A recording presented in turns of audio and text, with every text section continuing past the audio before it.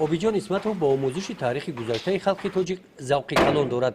дар муассисаи таҳсилоти миёнаи умумии рақами 20 ноҳияи восе таҳсил дорад.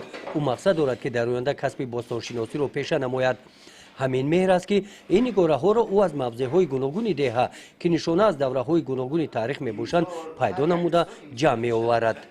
иҷода ай асри кушонӣ сар мекунад то асри миср то давраи мағито ва то давраи нава ҳаста чизо и ай асри кушонӣ инаиш ай асри миср ҳаст ёра ҳамаш ай деҳаи худмонаи обиҷон нигораҳои ёфтаашро ба роҳбарияти осорхонаи таърихии Ҳулбуг нишон додааст. қисми зиёдашро ба он ҷо супоридааст.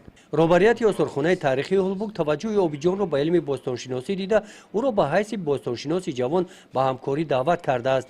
ҳамин тавр обиҷон дар ин самт корро идома дода барои кушодани осорхонаи таърихии деҳа дар мактаб ба директори муассисаи таълимӣ муроҷиат карда ба ташкили осорхона шурӯъ кардааст. вақте ки обиҷон якчанд бозёфтҳои таърихӣ дар дасташ назди ман даромад муроҷиат намуд ки устод барои ташкил кардани осорхона як ҳуҷра дар кор. ман ҳамчун роҳбари муассиса хоҳиши обиҷонро ба иномат гирифта як ҳуҷраи алоҳида ташкил кардем ки ин ҳам осорхонаи кӯчаке ки дар муассиса бо ташаббуси обиҷон аст. ҳар як мактаб бояд осорхона дошта бошад. ба ҷое ки суратша дар китоб бинӣ, ҳамин хел дар даст қапида бинӣ, ҳамун чиз хел чанд ҳазор сол таърих дорад, бояд ҳар як кас бина, ҳар як хонанда таърихи миллат, халқияти худша бояд бидона ки мо ин ҳамин хел чиз доштем дар вақтш. обиҷон сокини ноҳияи восеи ҷамоати деҳоти тугарак деҳаи сулҳобод аст.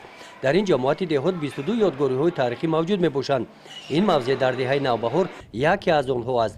монанди ин кӯзача як қисми нигораҳоро обиҷон аз ҳамин ҷо пайдо намудааст. бо муроҷиати ӯ бостоншиносони тоҷик юсуфшӯ ёқубов ва абдуллохоҷоев ба ин мавзеъ омада омӯзиш ҳам гузаронидаанд. гузориши хоҷа назриев, худоиназар зуҳуров аз ноҳияи восе барои барномаи иттилоотии Навид.